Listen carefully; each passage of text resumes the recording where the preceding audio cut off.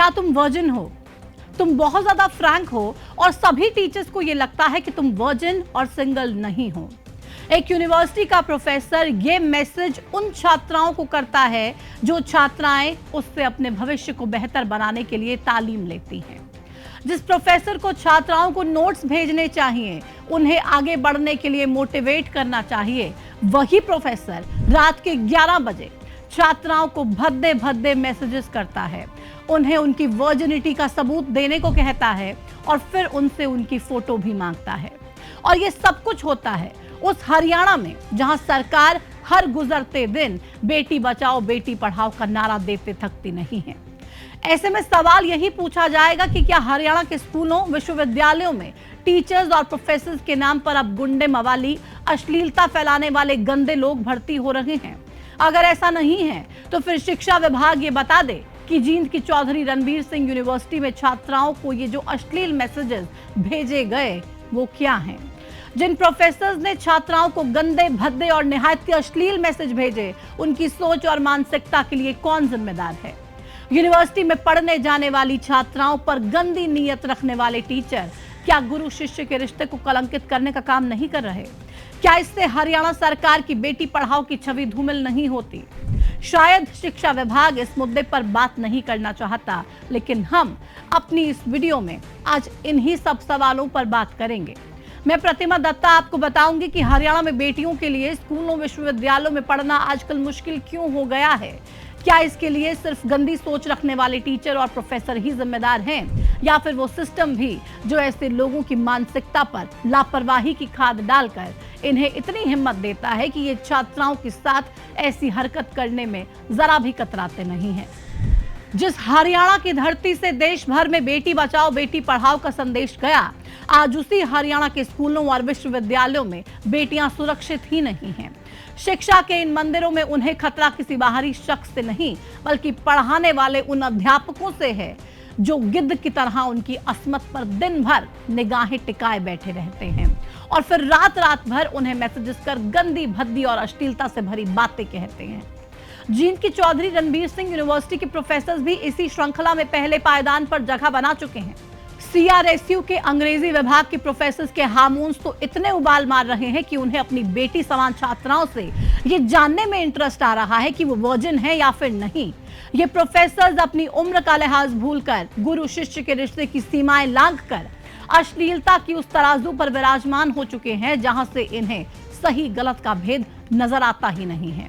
जिन छात्राओं को ये दिन में पढ़ाते हैं, उन्हीं से रात में अश्लील बातें करते हुए उनकी तस्वीरें मांगते हैं और फिर बड़ी ही बेशर्मी से ये पूछते हैं कि अगर तुम्हारा बॉयफ्रेंड अनुमति देता है तो क्या मैं तुम्हें किसी भी टाइम डिस्टर्ब कर सकता हूं? सामने से अगर छात्रा ये कह दे कि सर मैं सिंगल हूं, तो ये बेशर्म टीचर अपनी बेशर्मी की सारी सीमाओं को लांघ देते हैं और उनसे कहने लगते हैं कि सभी टीचर्स को लगता है कि तुम वर्जिन नहीं हो।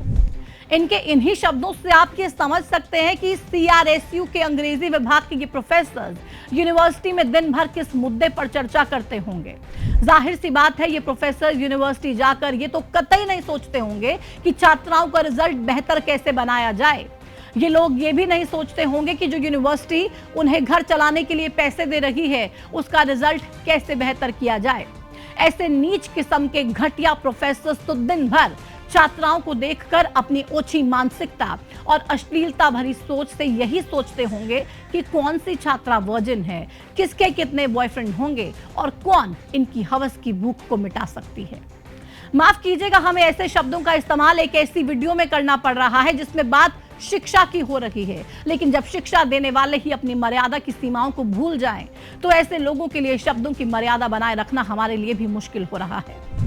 खैर, CRSU की छात्राओं की ओर से प्रोफेसर्स पर लगाए गए यौन उत्पीड़न के आरोप और एक छात्रा की ओर से जारी की गई व्हाट्सएप चैट से अब ये पूरा मामला लोगों के सामने आ चुका है, जिसके बाद अंग्रेजी विभाग के 3 प्रोफेसर्स को सस्पेंड कर दिया गया है। यूनिवर्सिटी के कुलपति ने इंटरनल जांच कमेटी का गठन कर मामले में जांच के आदेश दे दिए हैं। उन्होंने कहा है कि अगर आरोप सही पाए गए तो इन प्रोफेसर्स को पूरे देश में कहीं भी नौकरी नहीं मिलेगी। साथ ही पुलिस ने भी मामले में जांच शुरू कर दी है। वहीं इस मामले में अब यूनिवर्सिटी के प्रोफेसर्स के खिलाफ विरोध प्रदर्शन भी शुरू हो गए हैं। अखिल भारतीय विद्यार्थी परिषद के छात्रों ने प्रदर्शन कर यूनिवर्सिटी की प्रोफेसर का पुतला भी फूंका। इसके अलावा राज्यपाल और मुख्यमंत्री तक को भी शिकायत पहुंचा दी गई है। शिकायत में यह साफ लिखा है कि 3 प्रोफेसर लड़कियों से गलत तरीके से बात करते हैं। मामला बेटियों की सुरक्षा से जुड़ा है, उनके आत्मसम्मान से जुड़ा है, इसलिए यूनिवर्सिटी प्रशासन भी सवालों के घेरे में आ खड़ा हुआ है। सवाल ये कि इतने समय से छात्राओं के साथ प्रोफेसर इस तरह की हरकतें कर रहे हैं, लेकिन यूनिवर्सिटी प्रशासन को भनक कैसे नहीं लगी। अब जब छात्राएं खुद सामने आई हैं तो यूनिवर्सिटी प्रशासन कार्रवाई का मरहम दे रहा है।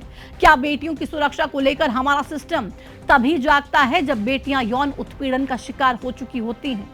अगर ऐसा है फिर तो हरियाणा के लोगों को अपनी बेटियों की सुरक्षा अब भगवान भरोसे ही छोड़ देनी चाहिए, या फिर ऐसे स्कूल कॉलेजेस में बेटियों को भेजना बंद ही कर देना चाहिए। सवाल इस पूरे मामले के बाद बहुत गंभीर खड़े हो रहे हैं और इसका जवाब हमें खुद से मांगना पड़ेगा।